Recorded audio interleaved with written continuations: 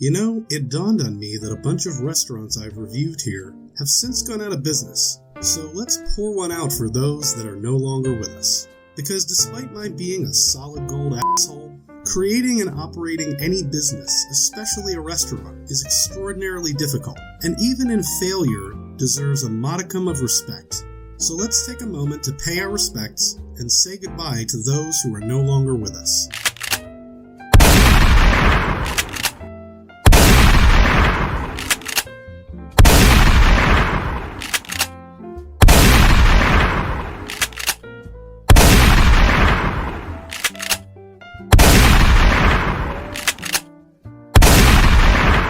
Alright, now let's see who else deserves to go out of business.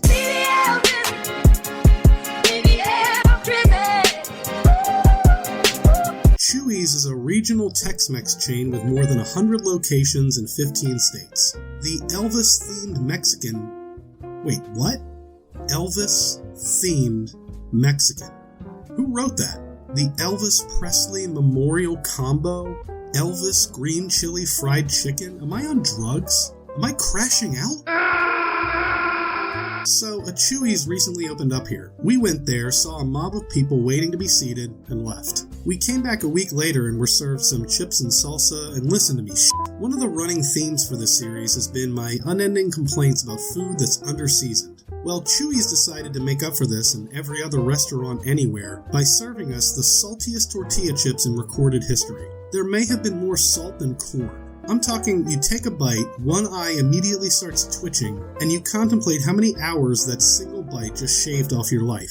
But we were soon relieved of being overwhelmed by any semblance of flavor when our dinner arrived. We ordered, you know what? Who honestly gives a shit? It doesn't matter what we got because it was an amalgamation of meat, cheese, tortillas, and an array of their signature sauces. And it was, and I am not even remotely exaggerating here, some of the most miserable, flavorless faux Mexican food I have ever had the misfortune of cramming down my stupid American throat. Maybe this was exacerbated by having just been served freshly made, extremely seasoned tortilla chips, because the entire spectrum of dishes we ordered seemed like they came from a microwave that only sort of worked.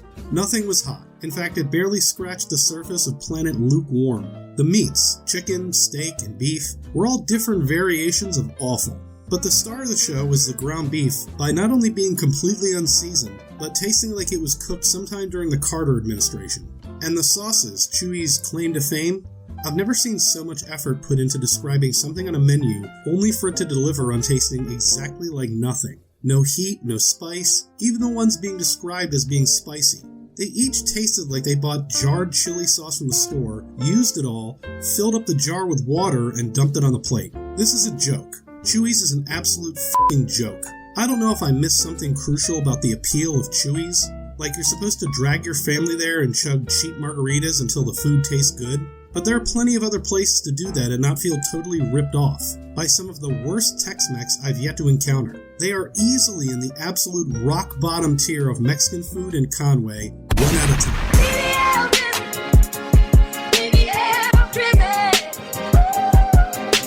Hey, so you know those plate lunch places that are kind of like a cafeteria that serve a selection of southern and soul food classics, mostly to geriatrics and people on their lunch break? Of course you don't, but there's one here called Hole in the Wall, and it lived up to the name. It's tucked into a nondescript building just off downtown, and the inside looks like it once housed Sunday school classes or possibly NA meetings. Anyway, we went there on Fried Chicken Day, and it was the most middle-of-the-road experience you can possibly imagine. Now, to be fair, we went there about a half hour before closing, so a little leeway was given with regards to quality and freshness. But you go there, grab a tray, and get whatever they happen to have lying around. Was the fried chicken great? No. Was it good enough? Sure. They also had a decent selection of hot sauces, which helped, so credit to them for that. Now again, I talk a lot about food that's under-seasoned, but that is not something you have to worry about at Hole in the Wall. Because everything from the proteins to the mac and cheese, the collard greens to the hash brown casserole, are all extremely salty. But not like from an abundance of salt, more like an abundance of ingredients that are high in sodium, like chicken stock. So everything tastes sodium-y? Now me personally, if my clientele was about 3/4 senior citizens, I'd be a tad concerned about killing off my own customer base, but whatever. Hole in the Wall is perfectly okay food that's not as good as Holly's Country Kitchen, and I don't see myself running back there anytime soon, but unlike a lot of other restaurants, I at least understand what they're going for, why it exists, and why people go there. It's fine, I guess, a low 5 out of 10.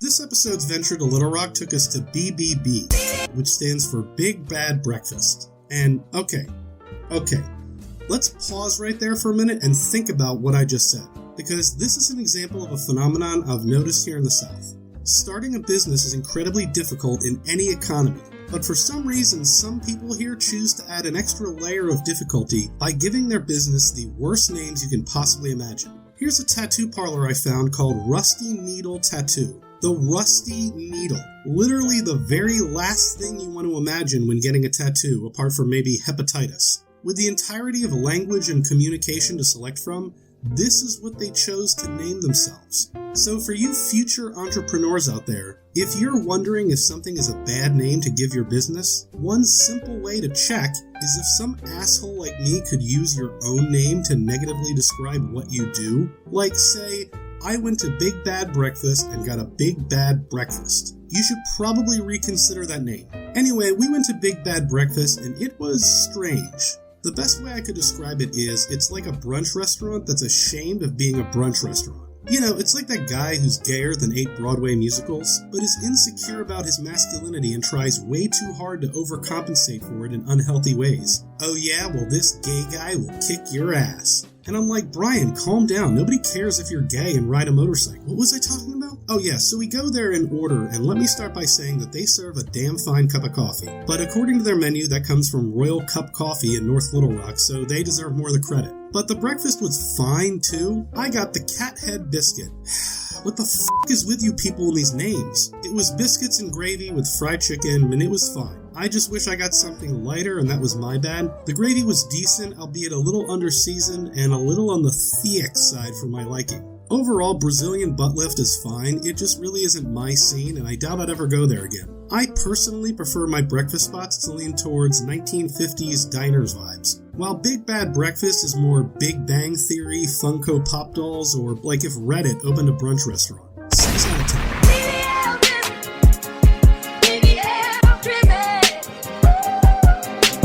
Hideaway Pizza is a regional pizza chain with 23 locations in Arkansas, Oklahoma, and Texas. And they are so forgettable that I apparently had them on 2 previous occasions that I didn't even remember. They're the kind of restaurant that you could probably close your eyes and guess what's on their menu with stunning accuracy. There's a Supreme Pizza, but they named it something else. There's a Meat Lovers Pizza, but they named it something else. There's a Margarita, but oh hey, they call it a Margarita. And it's all famously okay. Credit where it's due, of the 20 signature pizzas they do, none of them are offensive abominations I've seen elsewhere, like Taco Pizza or Bulgogi Pizza. But that really only puts Hideaway Pizza on the right side of mediocre. We tried a couple pizzas, a meatball sub, and their version of an Italian grinder, and it was fine but forgettable. To be more specifically critical, if you were putting something on bread, whatever that something is needs to be intensely flavored, because that flavor and seasoning is naturally going to be soaked up and diluted by all that bread. So for example, meatballs and marinara are a wonderful thing on an Italian roll, but if the sauce hasn't properly been cooked down, so the flavors intensify, it's all mostly going to taste like unseasoned tomato acid. In the pantheon of pizza options in Conway, Hideaway isn't good, but you could do a lot worse. It resides in that middle tier among places like US Pizza or Larry's Pizza. Not horrifically offensive as, say, Hungry Howie's, but you're much better off going to La Torcha. A high 5 out of 10.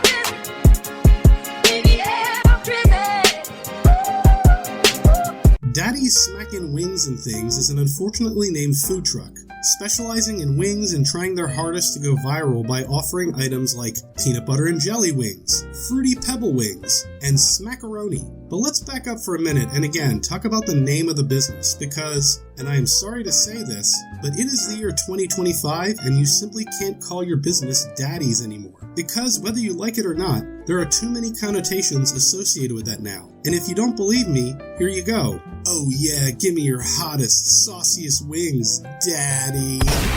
Make sure you subscribe, by the way. But let's talk about this online ordering menu because Daddy's needs an editor. Smackaroni, which, okay, is elbow macaroni combined with a blend of cheeses, typically baked to achieve a golden crust.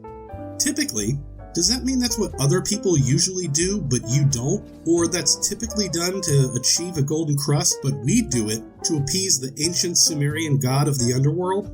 Okay, enough talking shit. How's the food, asshole? Well, I got Daddy's hot dish delivered because I only meet someone at a truck when I need to buy some more horse tranquilizers. So we'll have to cut Daddy a bit of slack here since I didn't tuck into my food about a half hour after it was made. But I got an order of 8 wings and mozzarella sticks and it was pretty good. The wings had a decent fry and were substantially better than, say, Buffalo Wild Wings. They had a good crunch and texture on the outside, but the meat wasn't exactly what I would call tender or falling off the bone, like you would get if you smoked them before frying. So these were decent, but not what I would call competition-level wangs. But the star of the show here are the sauces. I got some buffalo and barbecue, and they had a good depth of flavor. My one complaint is that the buffalo could have been considerably hotter. I mean, I'm a total pussy-ass bitch when it comes to heat, and even I was looking for more spice here. I unironically want Daddy to punish me harder. But overall, pretty good, though I might be being a little generous since I don't see much else here in the way of wings. Let me know if there's any spots I need to check out, but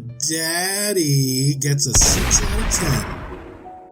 That's it for this go-around. Be on the lookout for my top 10 orders in Conway, and I'll see you when I see you.